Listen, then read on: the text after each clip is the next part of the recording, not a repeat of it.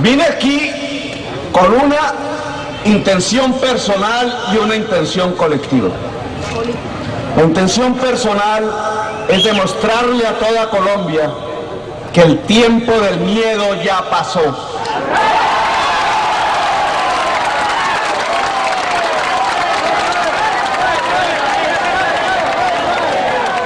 Yo mismo estoy en esta plaza, aquí donde decían que me iban a matar.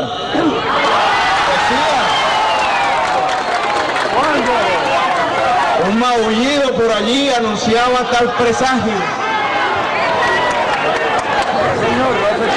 El maullido no resultó ser un rugido, sino que terminó simplemente siendo un rasguñito por allí.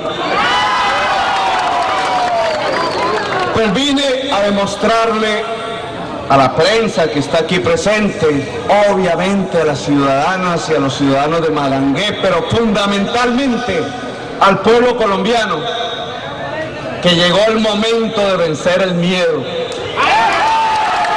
que hay que hablar de frente, que hay que mirarnos de frente a los ojos, porque también llegó el momento de establecer entre todos los colombianos y colombianas cuáles son las salidas que necesita nuestra patria, de qué manera superamos la crisis que vivimos, de qué manera saltamos por encima de la muerte, de la sangre y de las calaveras para construir una patria para todos. Llegó el momento de establecer qué es lo que queremos hacer. Algún periodista me decía, ¿y usted, Petro, continuará con sus denuncias? Pues sí, pero a mí me interesa más que las denuncias empezar a gobernar, empezar a demostrar qué es lo que nosotros mismos podemos hacer con Colombia. ¿Cómo podemos demostrar desde Magangué que es posible una Colombia sin FARC, sin paras, sin mafias? Soñemos un momento qué podría ser esa Colombia. Los que, como en mi generación, siempre hemos vivido en medio de los paras, de las FARC y de las mafias, en medio de la muerte. ¿Cómo sería Colombia sin ellos? ¿Cómo sería una Colombia que pudiera ser democrática? ¿Cómo sería prosperar a través del trabajo, del sudor de la frente, del trabajo solidario con los demás, en un país que pudiéramos llamar una Colombia democrática?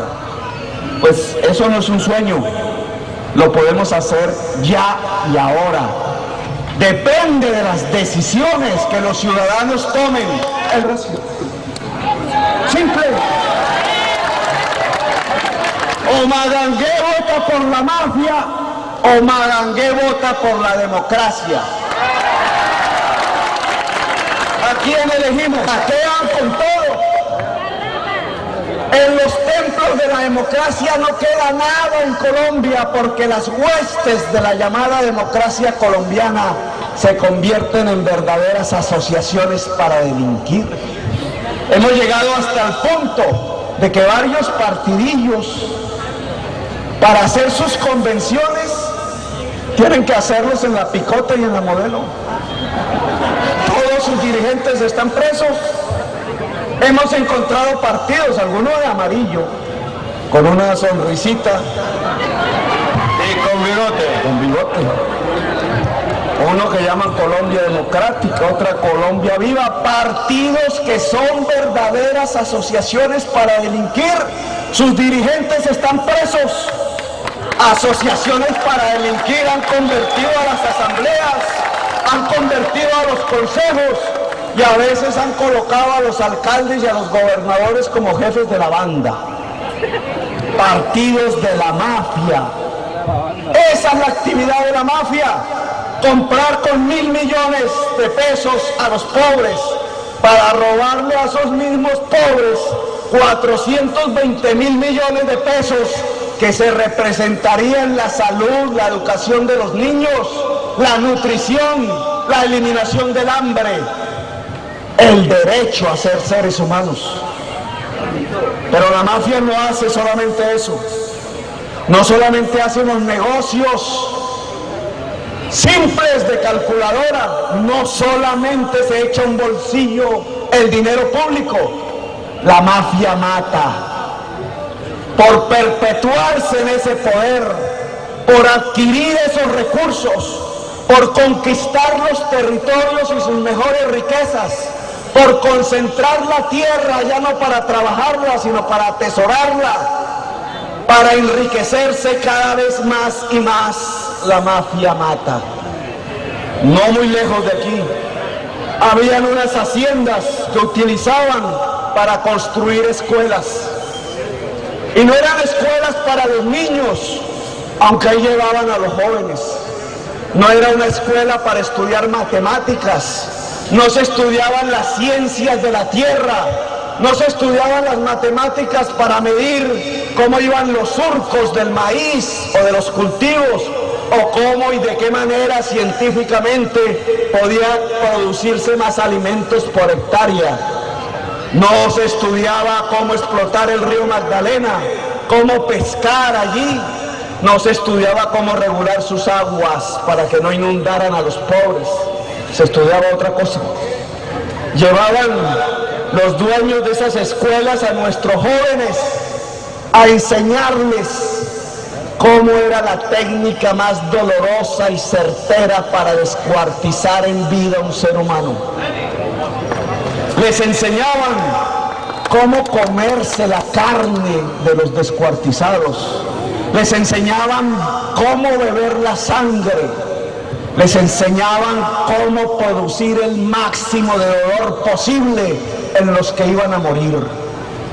Les enseñaban el terror como instrumento para poder hacer que quienes sobrevivieran, sus padres, sus madres, las esposas de esos descuartizados, los vecinos, la sociedad en su conjunto, el tendero, el comerciante, el vendedor ambulante, el campesino, se asustaran de tal manera que se silenciaran para siempre. El terror para silenciar, el terror para dominar, el terror para arrodillar los pueblos, que arrodillados y mansos era como iban a permitir que las hordas entraran a los templos de la democracia y se llevaran hasta la toalla higiénica de las secretarias. Es sobre la muerte, es sobre la sangre, es sobre las calaveras como se construyó el poder mafioso en Colombia. Es sobre el miedo como el instrumento fundamental para dominar y para enriquecerse ilícitamente. Esas escuelas le enseñaron a nuestros jóvenes a matar por dinero. Miles de ellos aprendieron las técnicas.